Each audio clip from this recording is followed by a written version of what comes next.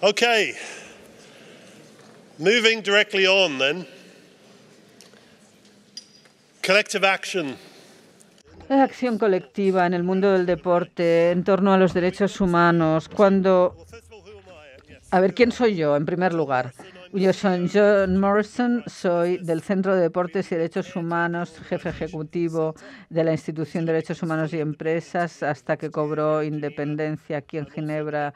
Mientras tanto, soy el vicepresidente del Consejo Asesor del Centro, hasta que cobre autonomía el año que viene aquí en Ginebra. 45 organizaciones componen nuestro consejo, órganos deportivos, empresas, sindicatos, ONGs, etcétera, pero incluyendo también instituciones nacionales de derechos humanos. Y estos son los básicos en la conversación que vamos a tener hoy aquí. En esta sala, cuando miro en torno mío, veo el mundo de los deportes, pero también veo el mundo de los derechos humanos. Los dos mundos tienen tanto en común a nivel mundial, a nivel universal. Ambos quieren incluir a todos y excluir a nadie. Ambos valoran su independencia de manera muy celosa y la defienden. Son fundamentales pero la autonomía de los deportes es, al menos parcialmente, una lucha contra la politización del deporte. Los derechos humanos también quieren desempeñar sus funciones y les piden a las empresas y a las asociaciones deportivas que respeten los derechos, pero tampoco ninguna región tiene que monopolizarlos, ninguna persuasión parcial. Derechos humanos y los deportes tienen mecanismos de reparación, como hemos escuchado en el panel anterior, pero también hemos escuchado que hay límites al alcance y al contenido de esas reparaciones. Ambos mundos creen esencialmente que si hay daño tiene que haber una reparación. Juego justo. ¿Y cuál es el problema entonces?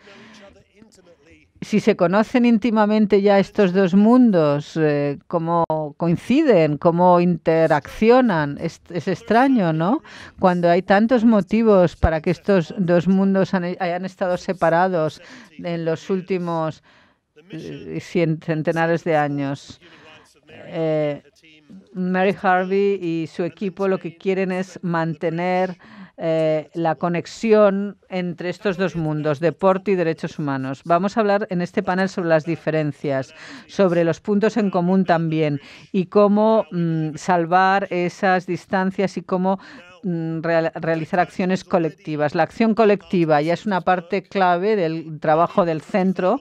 Más de las 45 organizaciones del Consejo Asesor han participado directamente para crear palanca, influencia en muchos casos. Hemos escuchado hablar de algunos de estos casos hoy y mañana escucharemos más casos. Pero temas más amplios y compromisos en política, en práctica, en el deporte.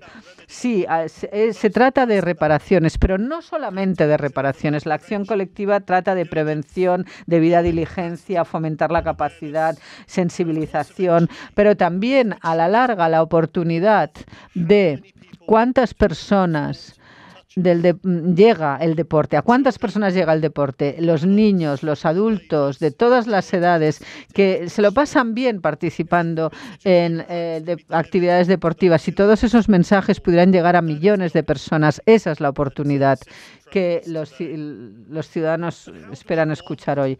Pero ¿cómo vinculamos el mundo del deporte y el de los derechos humanos? No en torno al lago de Ginebra solamente, sino en todos los rincones populares, en los rincones del deporte, cómo fomentamos la capacidad, la rendición de cuentas y cómo aprovechamos esta oportunidad. Tenemos dos grandes ejemplos ahora que vamos a escuchar de partes muy diferentes del mundo. Hemos traído aquí en la parte de derechos humanos y los deportes. Y de los derechos humanos está representado por Instituciones Nacional de Derechos Humanos. Otro acrónimo para ustedes, INDH. 68 instituciones de todo el mundo que tienen la condición A según los principios de París, es decir, que son independientes de sus gobiernos. y también, pero también reconocidos por sus gobiernos. Y por otro lado tenemos asociaciones deportivas nacionales, dos representados aquí hoy, el Consejo de los Juegos del Commonwealth de Irlanda del Norte y de Ruanda, que creo que es el Comité Olímpico de su país. Bien, los órganos deportivos y las instituciones nacionales de derechos humanos a nivel nacional uniendo sus fuerzas. Vamos a ir a Irlanda del Norte en primer lugar y tenemos un vídeo de David Russell, que es el comisionado de derechos humanos, está enfermo, lamentablemente, y va a estar hoy con nosotros, pero ha querido enviarnos un mensaje que lo vamos a escuchar ahora, por favor.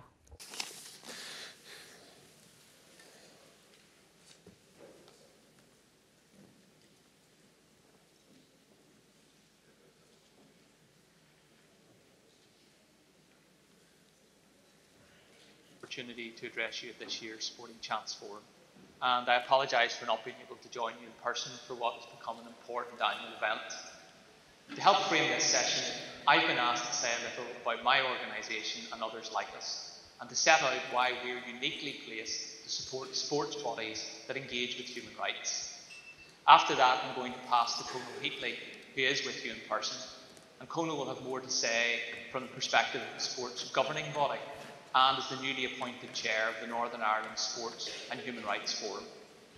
And usefully from this perspective, Conal will also be able to let you know what you can expect if and hopefully when you engage with an organisation like mine to support your work.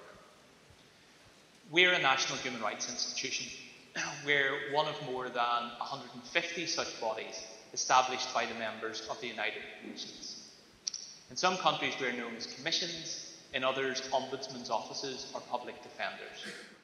But whatever we're named and wherever we exist, the role is the same: to be at the centre of the promotion and protection of human rights.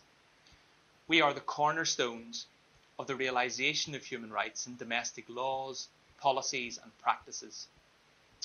We are the designated guardians of human rights in our respective jurisdictions, with duties to provide advice to government, to inform and educate wider society, and with the power to conduct investigations, inquiries and take legal actions when necessary.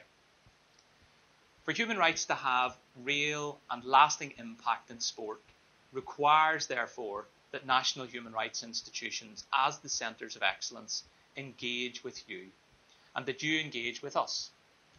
We must reach out to each other if this project on sport and human rights is to realise its full potential. The truth is, many people, when considering the subject of sport and referring to human rights, do so in broad terms. And this is probably understandable. Concepts like fairness, non-discrimination, ethical trading, decent working conditions. You don't need to be a human rights lawyer to know what human rights are. I hear that so often. When you see their presence, you know that they're there. When they're taken away or violated, you know. But a word of warning. In the contemporary age, when populist sentiments around the world brushes aside facts far too often, we must guard against the dangers of simplification in many areas of life. And the risk of not doing so when we're concerned with human rights is to do a disservice to human rights, or worse still, to misrepresent them or reduce them to populism. When we talk of respecting, protecting and fulfilling human rights, what we are actually referring to is the rule of law in the first instance. Internationally binding legal treaties and domestic instruments that already exist and for which sports bodies already have a responsibility. So, what we need to do, therefore, is create safe spaces where the expertise of national human rights institutions can meet with sports bodies, and together we can have frank, honest conversations that assist you to do your job, the good work you're already doing, but also assist you to do it better. Conal's going to say more about our experience of doing just this in Northern Ireland, and hopefully it will set you thinking about how such an approach might work for you. Here in Belfast, with the Commonwealth Games Association very much to the forefront of our work, we have created a safe space, a sports and human rights forum, that now has the membership which includes all of our main sports bodies at a governance level, and we're starting to drill down into local clubs.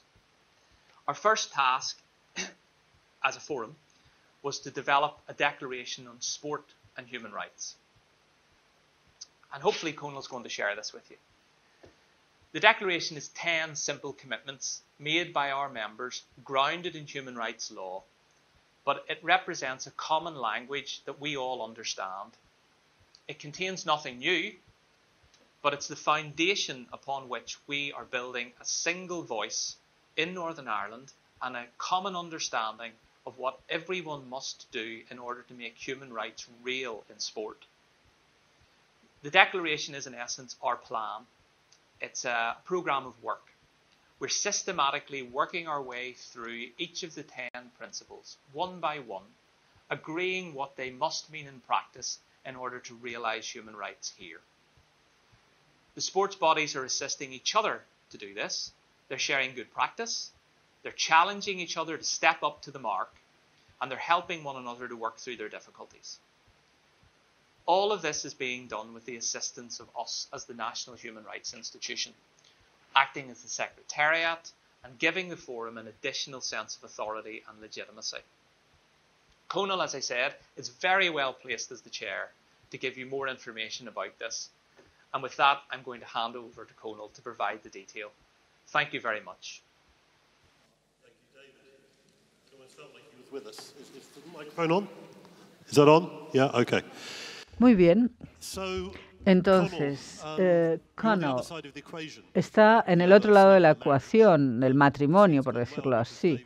Claro, David ha explicado la asociación en primer lugar, pero cuéntanos la historia en sus propias palabras. ¿Cuándo comenzó y por qué no comenzó antes, teniendo en cuenta que hace mucho tiempo que el mundo deportivo y el mundo de los derechos humanos ya están funcionando? ¿Por qué no se conocieron antes, 10 o 20 años atrás, por ejemplo? Gracias. Irlanda del Norte tiene una larga historia. Ha habido muchos problemas sobre los derechos en general en Irlanda del Norte, pero somos una pequeña organización deportiva. Representamos el movimiento del Commonwealth en Irlanda del Norte. Más o menos 20 federaciones son miembros, es decir, que de natación, etcétera, varias federaciones nacionales. Y volviendo a hace 3 o 4 años, pues tuvimos en Irlanda del Norte, convocamos los Juegos para los jóvenes y allí se planteó, porque fue una ocasión muy importante para la comunidad deportiva en nuestro país, lamentablemente debido a que hubo problemas en el gobierno, fracasó el gobierno, quebró, ¿no? Estuvimos 1000 y pico días sin gobierno y también se vino abajo la posibilidad de convocar estos Juegos Olímpicos. Y hubo una llamada telefónica que dijo: ¿cuál es su logo de Institución de Derechos Humanos? Creo que quieren acoger los Juegos Olímpicos del Commonwealth. ¿Hay alguna posibilidad de que podamos participar nosotros? Entonces tomamos un café, se pusieron en marcha todas estas cosas y como parte del plan para acoger esos Juegos tuvimos un defensor de derechos humanos que nos ayudó enormemente y que estábamos en la Junta para organizar estos Juegos. Alguien procedente de la Institución Nacional de Derechos Humanos que verificaba todo el tiempo la cuestión de las compras, la contratación, todo lo que tenía que ver con acoger la organización de unos Juegos, que es muy complejo. Este fue el inicio de la asociación y teníamos grandes planes, se habían perdido los juegos, fueron a Trinidad y Tobago, les deseamos mucho éxito a Trinidad y Tobago y confiamos que hagan algo sin duda espectacular. Bien, seguimos trabajando entonces y estábamos decididos porque veíamos que tenía un gran potencial vincular los deportes con los derechos humanos y no queríamos aprovechar esa oportunidad. Y como ha dicho David, pues trabajamos en una declaración sencilla de 10 elementos clave, un documento breve, y nos basamos en la Declaración de Derechos Humanos de Naciones Unidas. Lo que nos pareció más destacado para la comunidad deportiva lo exportamos, y la Comisión Nacional de Derechos Humanos hicieron que fuese vinculante y jurídico. Entonces, todo el mundo en la sala, de donde vengan, tanto de los deportes como de los derechos humanos, verán que esto tenía sentido. Pero se ha hablado mucho sobre el hecho de que consultamos antes de finalizar el proceso, consultamos con muchos grupos en Irlanda del Norte, con jóvenes, que es fundamental. Hemos trabajado mucho con el proceso de paz de Kelly Homan, y algunos de los jóvenes vinieron a nuestra oficina, les enseñamos el borrador y les dijimos échenle un vistazo. Y es importante hablar con grupos afectados y federaciones nacionales, y Mary se refirió a ello. El lenguaje que se utiliza es muy importante, y esto lo fue cuando hablamos con una organización sin afán de lucro nacional, y dijo que esta federación no hacía nada para nosotros y no nos ayuda con el colectivo LGBTI. Entonces era una cuestión de lenguaje. Se trataba de hacer que se reunieran las dos partes y entender qué querían decir, y solamente cuando nos reunimos las dos partes se transmitió el mensaje con el lenguaje adecuado. Eso fue algo muy sencillo, pero que realmente nos abrió las compuertas. Otro problema que tuvimos cuando hablábamos con federaciones deportivas mayores como el fútbol, rugby y otros juegos que son populares en Irlanda. Estos tres órganos tenían problemas de derechos humanos. Uno tenía que ver con la construcción de un nuevo estadio, otro con abuso sexual contra un árbitro femenina, y otro con sectarismo. Y para serles sinceros, cuando les mostramos la declaración y les dijimos que la firmaran, se alejaron un poco de la mesa de negociación y creían que les estábamos tendiendo una trampa, que queríamos que firmasen esa declaración. Y les dijimos que, creo que como dijo Minky en la reunión, en el panel anterior, a veces no siempre se hace bien, pero se hace mejor. Y en los deportes en Irlanda del Norte hemos concienciado mucho a quienes toman decisiones. Les hemos pedido examinen la declaración, cuélguenla en la pared, y si tienen alguna pregunta háganlo y consultaremos, porque nos ha funcionado, y luego pues aceptaron la declaración. Eso es lo que hemos estado haciendo. Hemos firmado con varias federaciones deportivas y, como se ha dicho, lo estamos llevando a las universidades, a los clubs de hermandad de las universidades y todos los que participan en el deporte. Intentamos que se adapten, que conozcan esa declaración, y eso nos ha permitido llegar a un número mayor de administradores deportivos, que se difunda la buena nueva de los derechos humanos, y el resultado en estos pocos años ha sido clave. Por lo tanto, para cualquiera que está en la sala, que tiene una pequeña federación deportiva, FIFA tiene mucho personal, claro, pero lo que nosotros tenemos es una persona, un miembro del personal que es facilitador, que lleva a cabo la organización, y con independencia del tamaño que tenga su federación, hay que tener un liderazgo. Incluso si es una sola persona, puede influir muchísimo para transmitir este mensaje. With regards to the forum that has been put together, En cuanto al foro, again, it was mentioned in David's piece, we have pulled lo rights bodies decía and sporting David, bodies into a room. And tenemos essentially, it's to concentrate on good varios practice. organismos en la misma sala para compartir experiencias, compartir buenas prácticas y tratamos no gritarle a nadie. Si alguien hace algo que está mal, bueno, pues hay que decírselo. Pero lo que vemos sobre todo es miedo. Tiene miedo. Un aspecto es que, bueno, el tema es demasiado grande. Si empiezo con esto, ¿dónde acabaremos? No tenemos recursos. Nuestro trabajo es llevar a los atletas a los Juegos, prepararles bien, que ganen medallas. Ese es nuestro trabajo. El otro aspecto es, o sea, hay temor de que no, de apartarse de lo que hacen, de su tarea.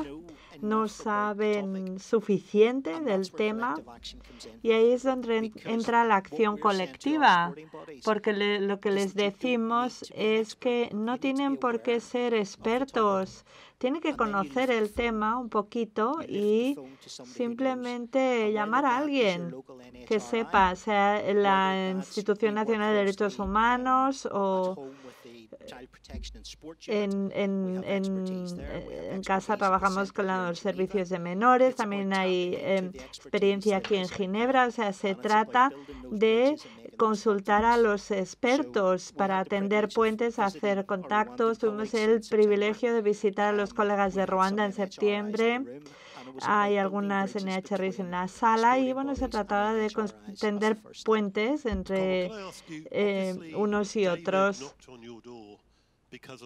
Bueno, David se puso en contacto contigo por los Juegos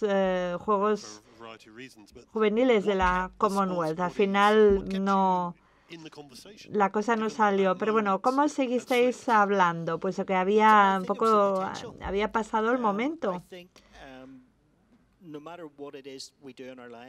Fue el potencial.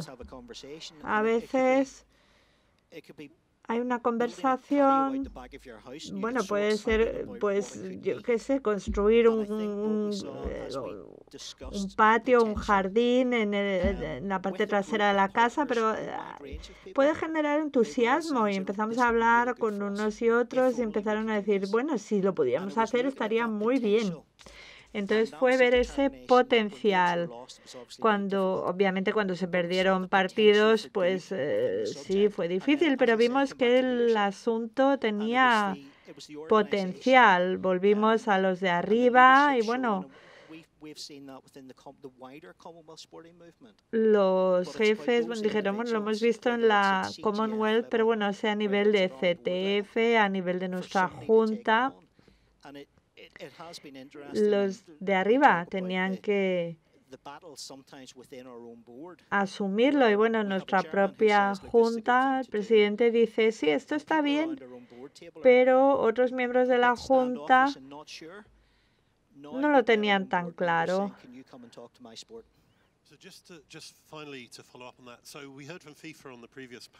FIFA en la mesa redonda anterior nos ha dicho que bueno, hay una serie de cosas que les llevaron a la mesa, ¿no?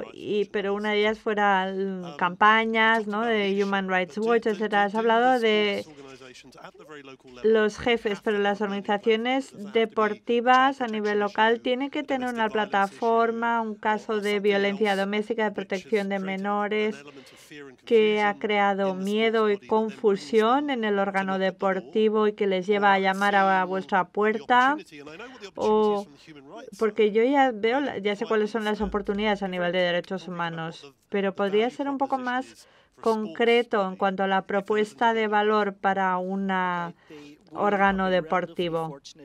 Bueno, hemos tenido bastante suerte en Irlanda del Norte. No ha habido casos trágicos como los que antes se han mencionado. Pero alguno de los oradores de antes ha dicho que los consumidores ahora son más sofisticados. ¿no? Entonces los padres quieren mandar a sus hijos a hacer algún deporte, entonces ven un poco si hay cosas positivas que se hagan en un deporte u otro. Luego también hay un poco de palo y zanahoria, porque también ha habido trabajo de patrocinadores. ¿Qué patrocinador quiere colaborar con un órgano deportivo que no esté a la altura? Cuando hablamos con órganos deportivos hay un poco de zanahoria, esto es muy bueno, etcétera, pero también un poco de palo, es gestión de riesgo. Entonces, si uno se compromete por escrito a hacer algo, esto ayuda a mitigar el riesgo. Y si eso es lo que hace falta para que el órgano deportivo mejore, pero Greg también ha dicho antes que las políticas no tienen por qué aplicarse directamente, no son acciones. Si tienen algo con lo que trabajar para mitigar el riesgo, no puede ser solo un diploma en la pared, tiene que ser acciones. David Russell, bueno, ¿vais a juegos juntos? No, no. Es un abogado muy aburrido de derechos humanos. Bien, pasamos ahora a Ruanda y luego habrá preguntas para toda la mesa redonda. Festus, te dije que no te lo iba a hacer, pero lo voy a hacer. Voy a leer 2 párrafos de lo que ha mandado Silas, vicepresidente de la Institución Nacional de Derechos Humanos de Ruanda. Ha tenido problemas con los aviones, pero nos ha mandado su discurso. Y a mí me han conmovido algunos de los párrafos. Entonces los voy a leer aquí y quiero saber qué opináis y también que me digas cómo os conociese. Pero sí las he hecho lo siguiente. Hace 25 años en Ruanda hubo uno de los eventos más trágicos en la reciente historia de la humanidad, que fue el genocidio contra los Tutsis del año 94. Esa tragedia terrible le costó la vida a más de 1 millón de ruandeses, destruyó todos los aspectos de nuestro país, también el deporte. En 1999, la Comisión Nacional de Derechos Humanos de Ruanda fue creada para promover y proteger los derechos humanos en todos los ámbitos, también el deportivo. Gracias a la política de desarrollo del deporte del gobierno, la Comisión para el Deporte ha fomentado el deporte para el desarrollo, la consolidación de la paz, los derechos humanos. Se ha comprometido a basar el deporte en los derechos humanos para sensibilizar a la ciudadanía en derechos humanos. El carácter universal de deporte le permite incluir varios derechos humanos. La mayoría de deportes tiene un enorme impacto en los derechos humanos. La práctica del deporte es buena para los niños, para los jóvenes, puede tener un impacto positivo en su bienestar y desarrollo social, mental, físico. El deporte es útil en derechos humanos porque alienta la integración de personas de procedencias culturales, económicas distintas, personas con discapacidad, y ayuda a fomentar la igualdad de género. Es una declaración muy elocuente. Perspectiva de un defensor de los derechos humanos. Cuando me cuentes tu historia, voy a pedir que lo hagáis desde 2 perspectivas. Tengo la misma pregunta que para Conal. ¿Tuvieron que morir 1 millón de ruandeses para empezar a hablar? O sea, ¿qué es lo que os llevó a hablar? ¿Hay algo único en vuestro país o en Irlanda del Norte? ¿O vuestra historia y la de Conal es una historia con la que todos se pueden sentir identificados? Festus. Gracias. Yo no sé si fue coincidencia, suerte o accidente, pero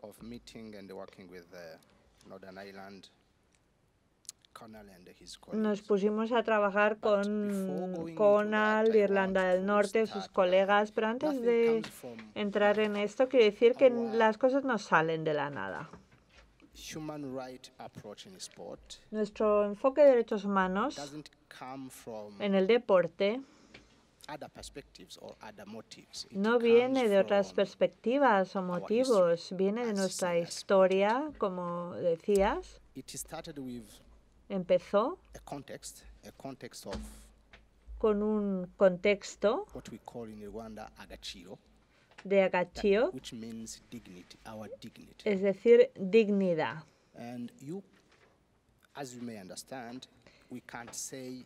Como sabrás, no puede haber dignidad si se abusan los derechos humanos de uno. El concepto de dignidad, por cierto, es una política del gobierno, vino de la idea de ser autónomo. Un país, por pobre que sea, siempre puede ser autónomo, ¿no? Vivir, financiarse con los impuestos. Y Ruanda como país se beneficia de esto, ¿no? Pero ¿dónde está mi dignidad si yo dependo de otras personas? Si mañana no pago los impuestos. Nuestro enfoque de dignidad viene de aquí, ¿no? ¿Por qué no somos autónomos? Y al ser autónomos tenemos que respetar nuestros derechos para promover nuestras propias vidas. En el movimiento del deporte decimos que si el gobierno habla de la dignidad, ¿cuál es la dignidad del movimiento deportivo? ¿Realmente respetamos la vida, los principios de los derechos humanos en nuestro movimiento? Empezamos diciendo, no hay abusos de derechos humanos en nuestro movimiento, no hay exclusión en nuestro movimiento.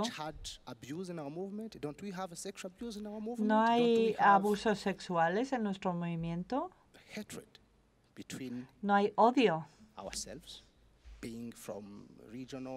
entre unos y otros.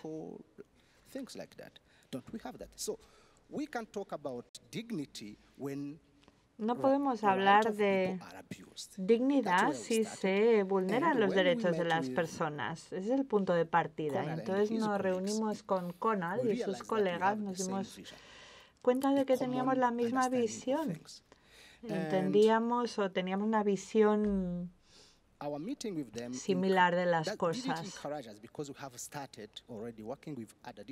Ya habíamos empezado a trabajar con la sociedad civil, el gobierno, varias ONGs.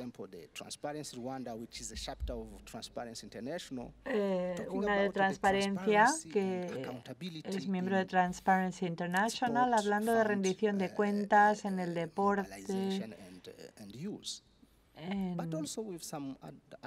Y los jóvenes,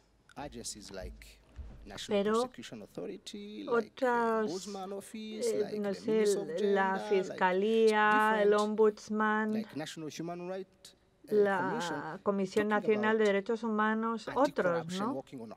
Hablando, por ejemplo, de la lucha contra la corrupción, de la violencia de género y de otros abusos.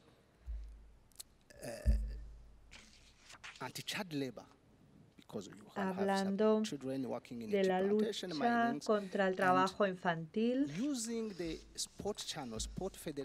Entonces, el uso de las federaciones deportivas para movilizar, para concienciar a la gente en zonas remotas, porque algo que no he dicho es que se estaban vulnerando los derechos de las personas.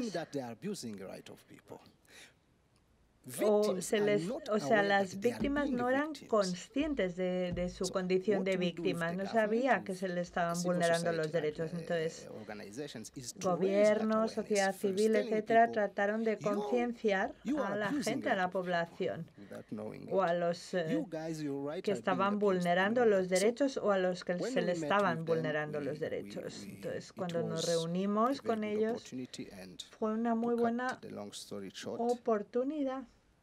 Y es un privilegio tener a Conal y al resto de colegas trabajando con nosotros. Bueno, quiero comentar lo de la colaboración.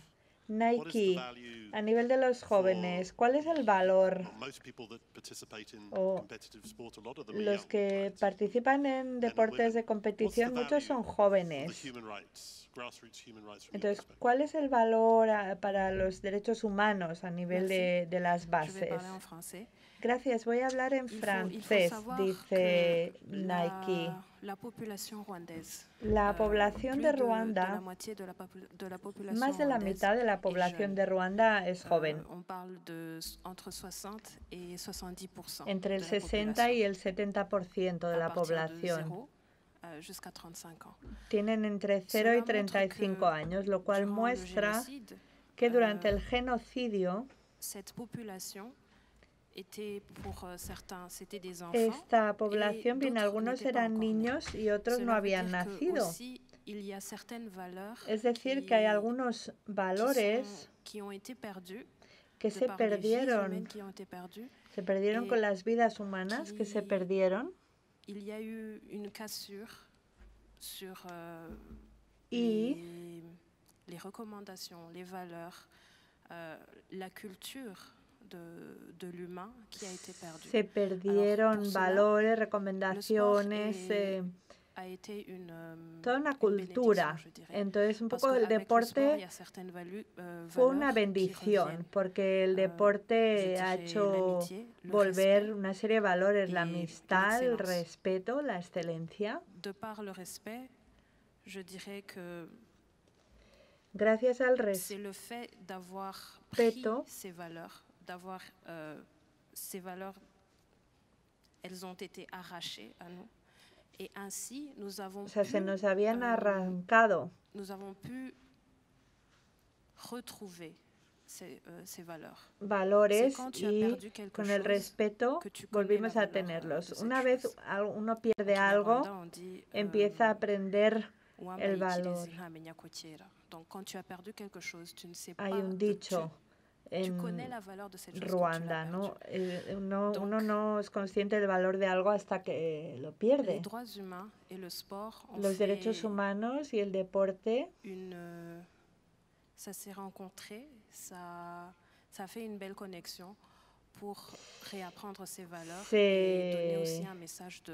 se encontraron y permitieron dar un mensaje de reconstrucción y de esperanza para los jóvenes. Has hablado retrouver, se encontraron, bueno, estaban, se reencontraron y se habían perdido. ¿Qué es lo que hubo que hacer?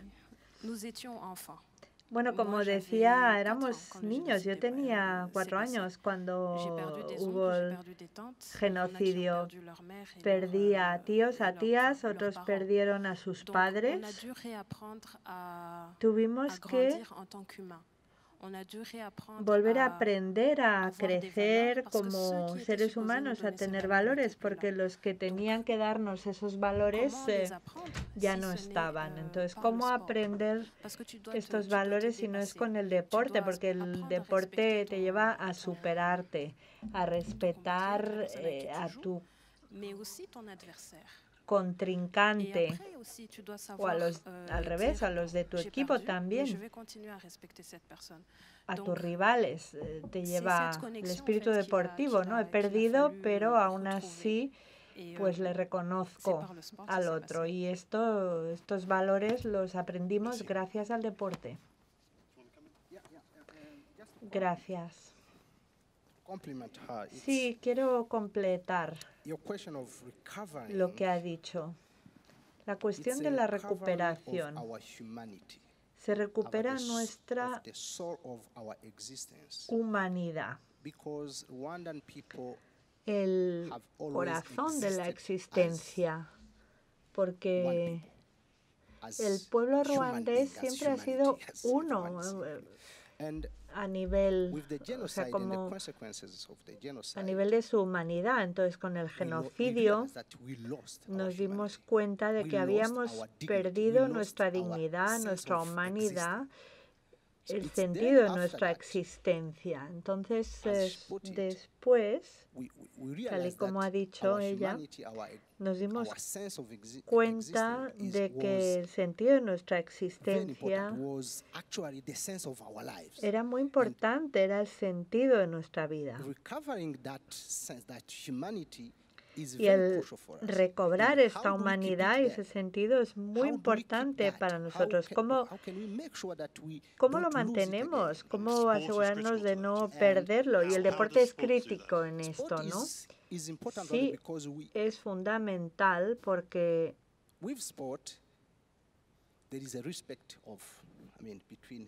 gracias al deporte hay un respeto de la gente. Lo vimos que después del genocidio,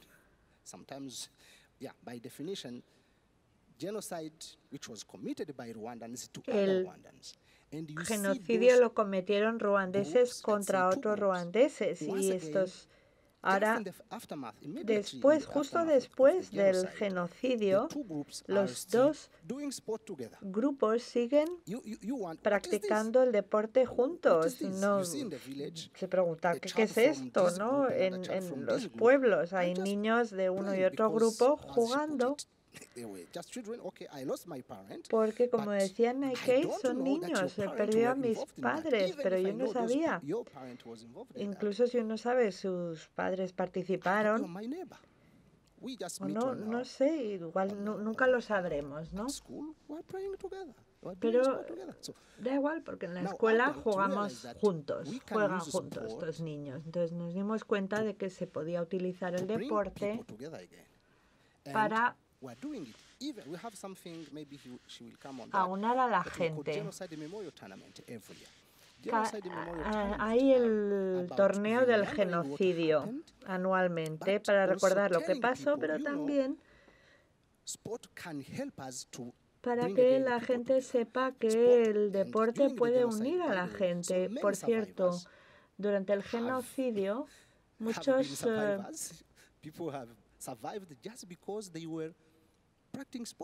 supervivientes sobrevivieron gracias al deporte, porque tenían amigos del otro lado. Entonces, el deporte es muy importante para dar un mensaje y para enseñar a la gente, para unir a la gente, ni siquiera sin decirles que lo estás uniendo. Sí.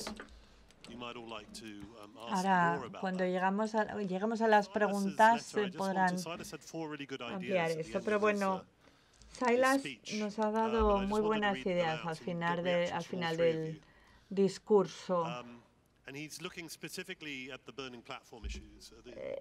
Estudia la cuestión de la plataforma para abordar los derechos humanos en el deporte. Cree que las INDHs tienen que hacer 4 cosas.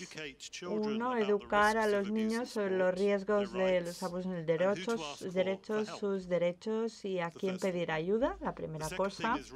Segunda cosa, concienciar sobre el abuso a los padres, informando a los padres de los posibles daños que pueden hacer el entrenamiento intensivo a sus hijos, su función, responsabilidades y cómo contribuir a evitar el abuso de menores en el deporte. 3,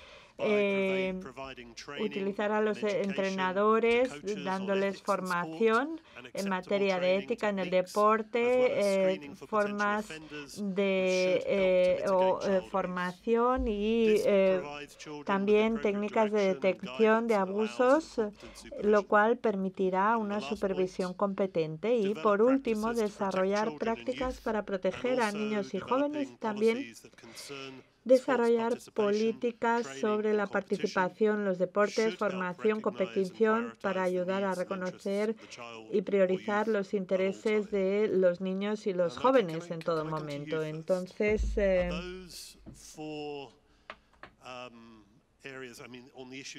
aquí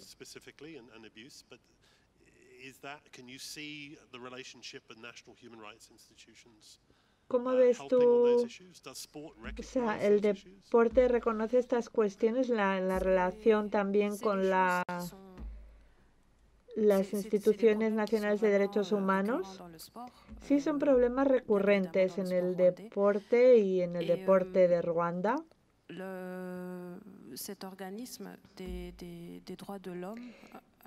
La institución de derechos humanos trata de dar un mensaje, transmitir informaciones sobre los abusos, pero yo creo que todavía tenemos que hacer mucho, aunque ya se han hecho cosas, pero no se trata solo de dar información y no hay que hacer esto y lo otro, sino que también hay que especificar qué ayuda dar a quién, qué ayuda para los niños, cómo darles determinadas informaciones para que entiendan los niños qué pueden hacer, qué no pueden hacer y cómo hacerlo.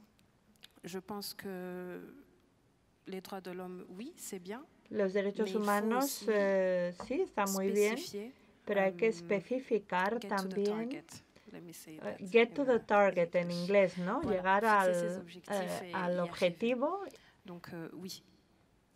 Así que eso es. Gracias. Festus, ¿qué opinas de las propuestas de Silas? Sí, Nike dice que la mayoría de ruandeses, la sociedad ruandesa, son menores, son jóvenes, niños. And I realize, being in my society myself, I realize that Rwandans are centering their action Los ruandeses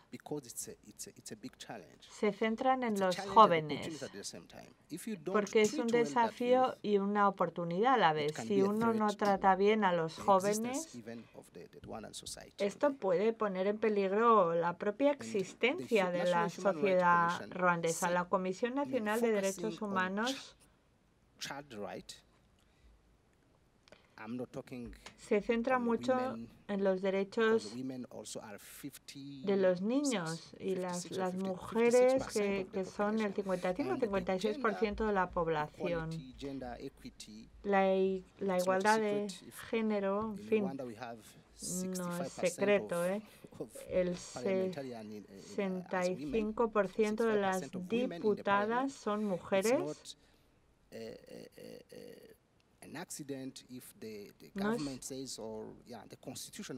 No es casualidad.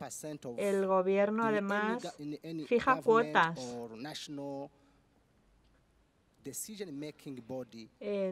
para todo órgano de toma de decisiones. Tiene que haber un mínimo de 30% de mujeres. Entonces estoy hablando de niñas y mujeres, o niños y mujeres. O sea, no es casualidad que las políticas de la Comisión Nacional de Derechos Humanos o nosotros en el movimiento del deporte nos centramos en estas dos categorías. Esto es muy importante porque las mujeres son mayoría y los jóvenes son mayoría. Si no podemos hacer nada sin estas dos categorías. Y son cuestiones mayoritarias, ¿verdad? Bueno, no lo vemos bajo este ángulo, pero a veces si no nos centramos en estos grupos, puede considerarse que les excluimos si no nos centramos en los jóvenes. Bueno, no empoderamos a los jóvenes y además esto, en fin, nos puede salir el tiro por la culata. es porque queremos estabilidad y prosperidad en nuestra sociedad. Si no abordamos la problemática de los jóvenes y las mujeres, no lo lograremos. Conal, bueno, David ha dicho algo al principio y Conal luego te lo preguntaremos, pero claramente el norte de Irlanda se ha caracterizado en la historia reciente por una división entre comunidades. Lo que decía David es que el mundo en el que vivimos actualmente hay divisiones en todos los países, en casi todos los países del mundo, entre comunidades, no siempre violentas, pero hay claramente profundas divisiones en muchos países, y David hablaba de la posibilidad de que el deporte sirva un poco de lenguaje, como decía Festus, ¿no? Si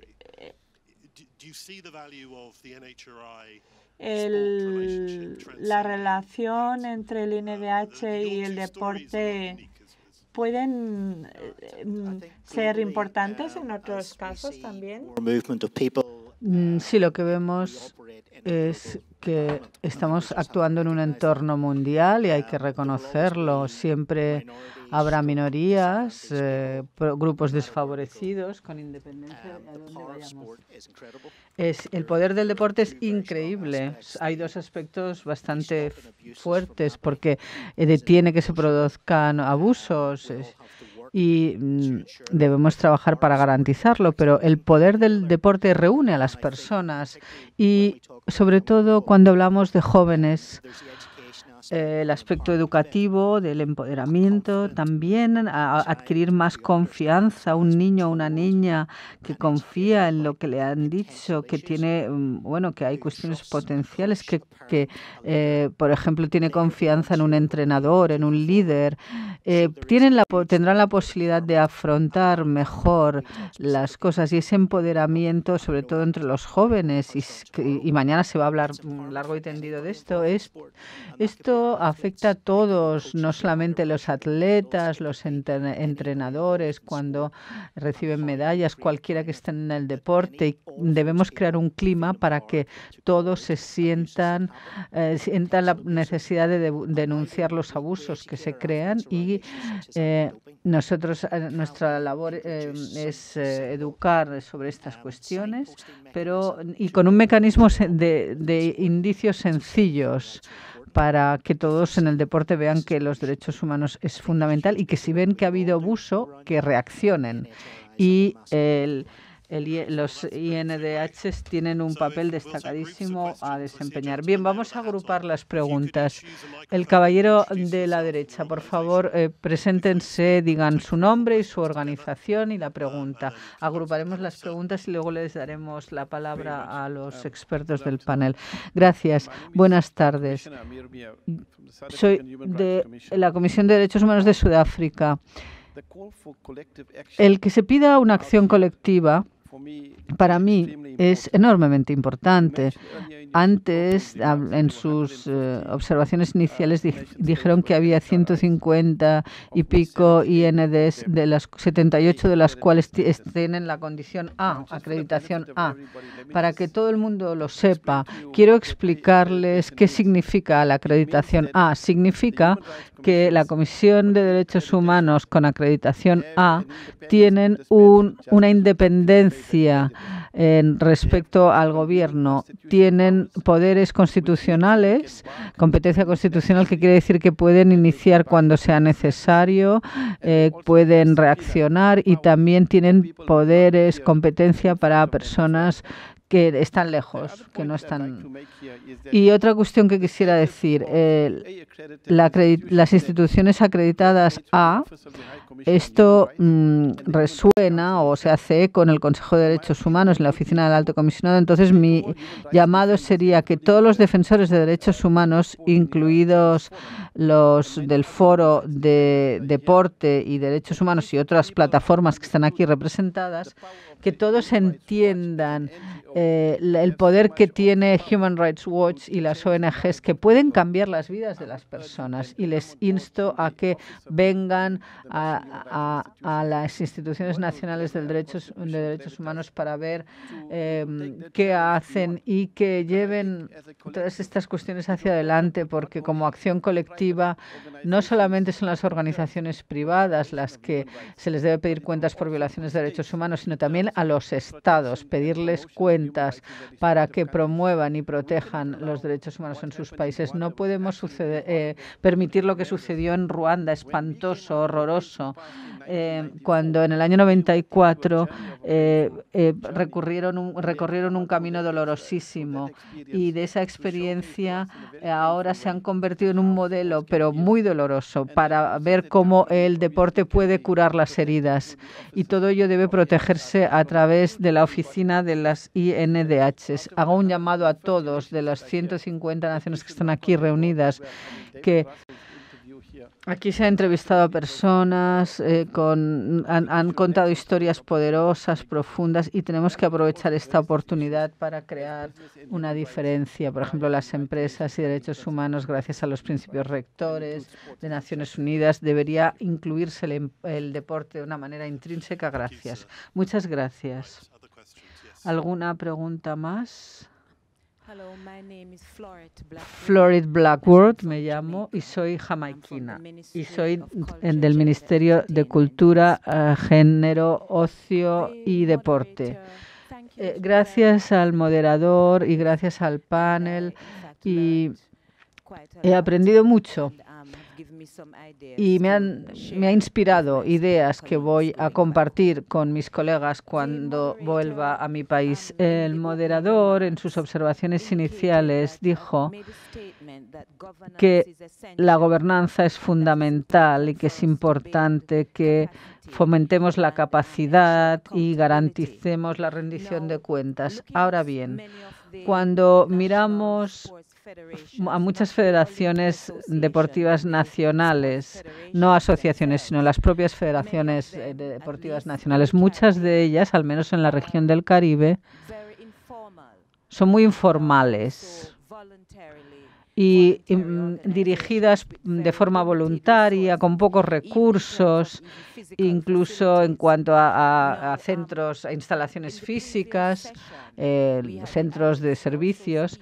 También se ha hablado estamos hablando aquí de denunciar y de cómo asegurarnos de que que se establece un marco de gobernanza y que hay oportunidades para denunciar y para crear la capacidad necesaria cuando resulta que los recursos son tan limitados, y en algunos casos estas agrupaciones tan informales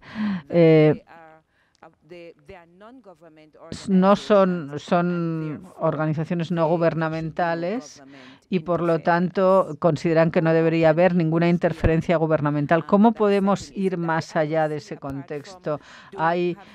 El COI, aparte de realizar estos marcos de política, y tienen una auditoría de sus asociaciones olímpicas nacionales, un control para garantizar que realmente trabajan con sus miembros, para ver que estos mecanismos existen. Gracias. Una o dos preguntas más antes de dar la palabra al panel.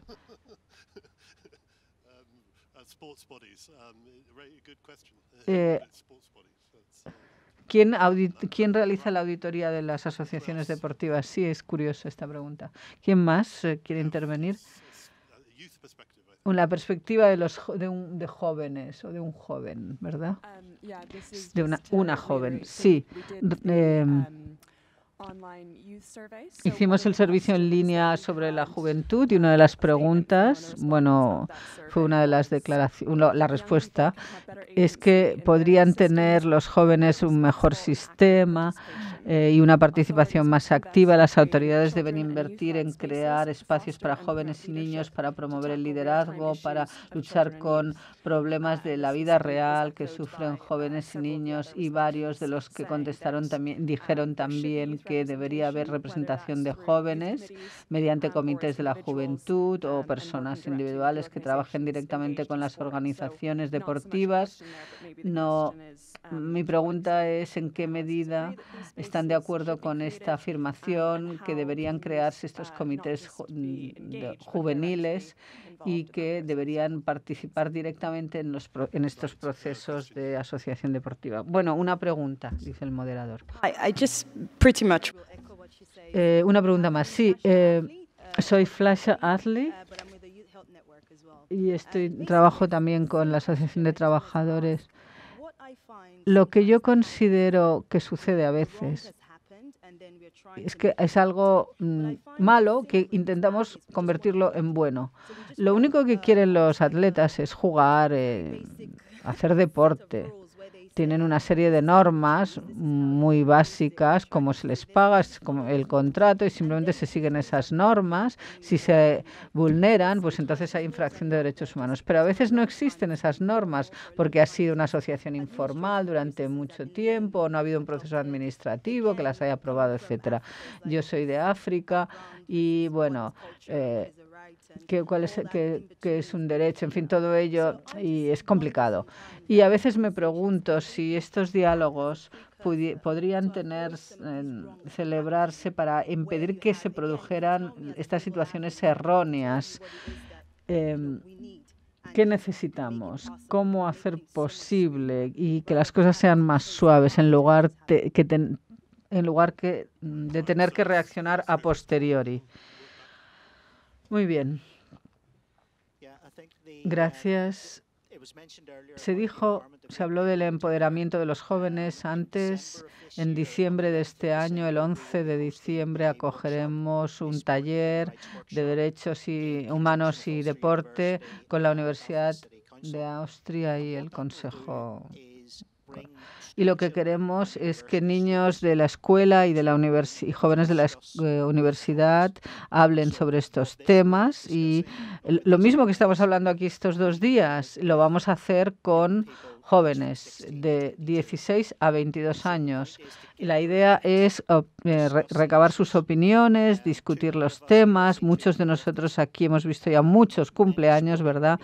Muchas asociaciones deportivas también, si ven la edad de los miembros, la mitad son de menos de 20 años y no están representados a nivel gubernamental. Entonces somos muy conscientes de que debemos escuchar esa voz de los jóvenes que tienen que decirnos. Desde luego, la experiencia vital nos aporta mucho, pero las prioridades de los jóvenes probablemente son diferentes de las de muchos de nosotros en esta sala, y es fundamental que se respeten y que se tengan en cuenta. Una pregunta del Gobierno sobre rendición de cuentas. ¿Ante quiénes son ustedes responsables? Si promovemos las relaciones entre los INDH y las federaciones deportivas, ¿quién tiene la responsabilidad de esa relación? En primer lugar,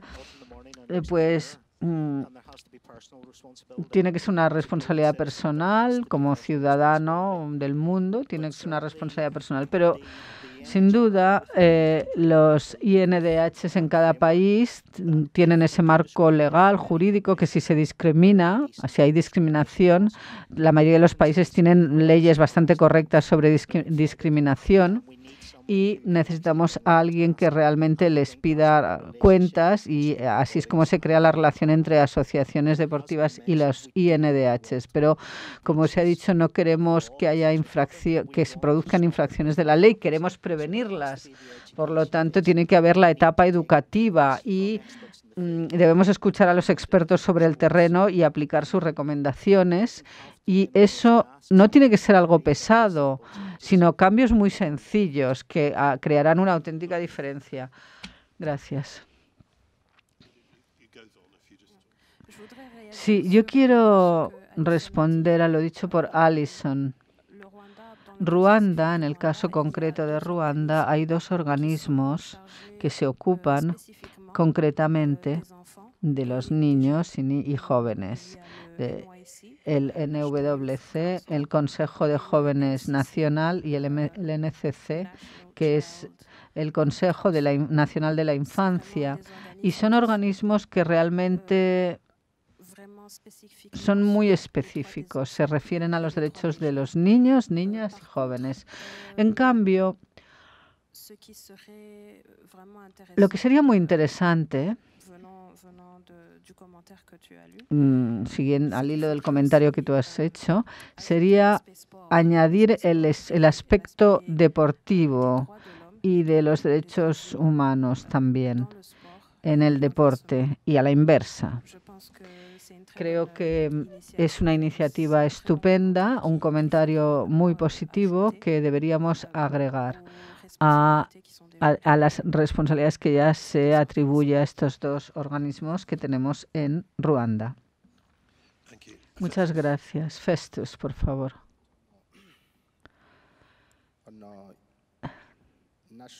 Sí.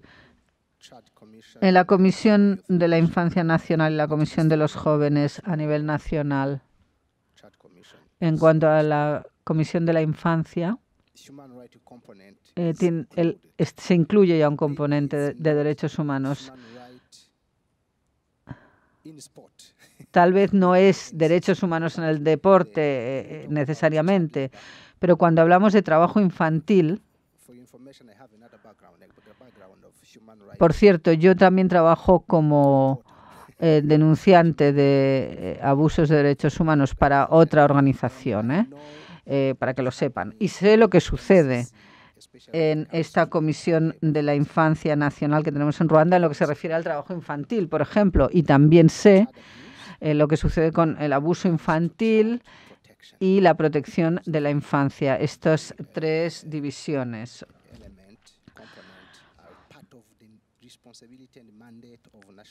que corresponden a la responsabilidad de la Comisión de la Infancia Nacional de Ruanda. La pregunta sobre la a quién debe rendir cuentas la Comisión Nacional de la Infancia. Aunque yo no represento a la Comisión Nacional de Derechos Humanos, yo sé que son responsables ante el pueblo. Pero bueno, me pueden decir, no queda claro lo que está diciendo. Son responsables ante el pueblo, ante la población representada en el Parlamento. Por lo tanto, presentan informe o rinden cuentas ante el Parlamento. Pero ¿usted qué? ¿Qué pasa? ¿Ante quién es responsable usted, su organización? Pues mi organización no es responsable, hablando desde el punto de vista jurídico, ante el gobierno o ante el Parlamento. Las organizaciones deportivas rendimos cuenta a las organizaciones deportivas internacionales como el COI o a otras federaciones internacionales. Sin embargo, ahí es donde Ruanda, en fin, quiero ser modesto y correcto, ¿no? Pero sabemos que el gobierno está alentando que la sociedad civil nos pida cuentas a nosotros. He hablado de Transparency Rwanda, que es una organización de transparencia a nivel internacional, también se aplican. Por ejemplo, la Federación de Voleibol, de Básquet, de Baloncesto, recoge dinero de los patrocinadores, de los sponsors, pueden ser locales o extranjeros. Y a veces la gente dice, vamos a ser transparentes y responsables de el dinero que nos da el gobierno, porque debo decir que el principal patrocinador del deporte en Ruanda es el gobierno. Pero ahora se están recibiendo bastante dinero de otros patrocinadores que son privados, que no es el gobierno, y a veces se dicen, bueno, no somos responsables ante el gobierno, ante el pueblo por esa cifra recibida. Eso ya no sucede, eso no es cierto en Ruanda. Incluso el dinero recibido de fuera, de patrocinadores, sponsors de fuera, debe explicarse de dónde procede, y la transparencia quizás la auditoría no va a apuntar al líder de una federación, pero la sociedad civil nos pide a nosotros cuentas y nos hace ser responsables ante el pueblo, digámoslo así. Esto es algo que es muy nuevo en Ruanda, pero es característico. Sí, y lo permite, dice Morrison, la transparencia. Sí, sin duda. Entonces, la necesidad de ser transparente y de rendir cuentas es algo que tienen en conexión con las INDHs. Bien, ¿algo más aparte? La pregunta sobre los atletas. Desde el punto de vista de Ruanda, cuando hablamos, creo que la situación es parecida en todos los países africanos. El deporte todavía no es profesional o no se ha profesionalizado como nos gustaría que hubiera sucedido, y a veces los atletas sufren abuso y quizás no lo saben, o sí lo saben, pero cuando sufren abuso es cuando acuden y preguntan por qué. Entonces, en Ruanda no esperamos a que los atletas, porque a veces no saben. Yo conozco a muchos atletas que ni siquiera tienen contrato, no tienen contrato. Entonces, a nosotros nos corresponde, y una vez más el gobierno interviene porque son independientes, de acuerdo, las asociaciones, pero el gobierno, el ministro de Deportes o el Ministerio de Deportes nos pregunta ¿cómo garantizan que no se violan los derechos de los atletas? ¿Y cómo se atiende toda la cuestión financiera, etcétera, de contratos y todo esto? En nuestra carta, en nuestra declaración, toda la acción está centrada en los atletas, en los deportistas, todo. Ese es el enfoque que seguimos. Los derechos humanos de los atletas, interrumpe el moderador. Mañana volveremos a este tema. Bueno, vamos a escuchar 2 preguntas más y luego recapitularemos. Preséntense, por favor. Oh, can you hear me? Yes. My name is Claire McFarlane. Claire McFarlane. Y soy del movimiento de inspiración que utiliza el deporte para poner fin a la violencia sexual. Y la pregunta del abogado del diablo dirigido a Connell y a todo el equipo quizás. Bien, Irlanda del Norte tuvo un caso con jugadores de rugby que cometieron una ofensa, un delito en un caso de violación. Y creo que la federación respondió de forma positiva al final. Suspendieron a los jugadores de la posibilidad de seguir jugando al rugby. Bueno, ¿qué pasa en esa situación? Cuando es un violador, quien vulnera los derechos humanos es el propio deportista o atleta. ¿Cómo les apoyan? ¿Cómo las federaciones deportivas cómo plantean esa situación? Porque el atleta es un modelo a seguir, un role model, un modelo tan importante en la sociedad. Sí, una pregunta excelente. ¿Alguien más? Veo que nadie más quiere hacer preguntas. La última oportunidad, 1, 2, 3, no. Bien, pues puede responder, por favor. Sí, la situación, cuando yo hablé de que nosotros queríamos hablar del rugby, bueno, ese fue uno de los problemas que yo tuve que zanjar o resolver. Podría haberse resuelto mucho mejor, se dice.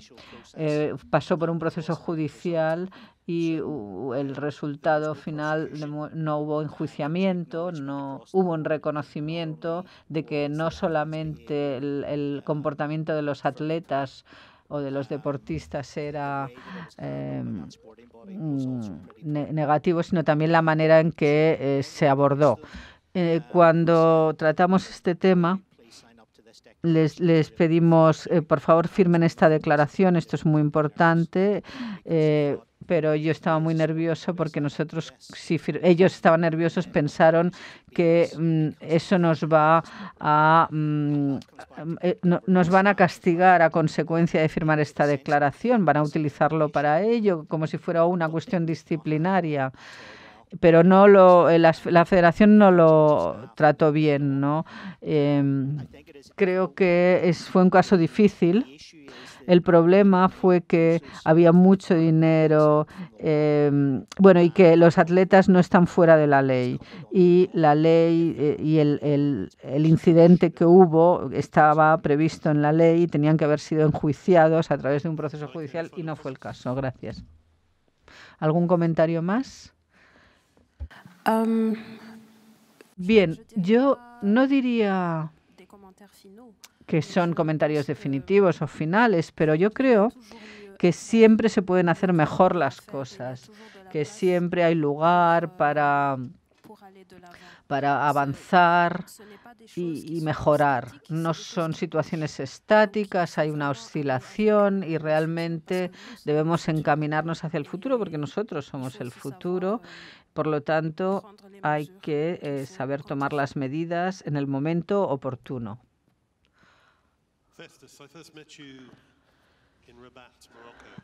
Bien, ¿recuerda el caso de Marruecos hace 6 meses? Tuvimos algunas federaciones deportivas, algunos INDHs y hablamos de la relación. ¿Cuál es su predicción de cara al futuro? La próxima vez que tengamos un foro de deportes y derechos humanos, habrá más asociaciones. ¿Se irán a tomar café y a almorzar juntos las instituciones nacionales y las asociaciones deportivas? ¿Es un futuro en el cual creen de manera realista? Yo creo en la igualdad, en la acción colectiva, creo en ella.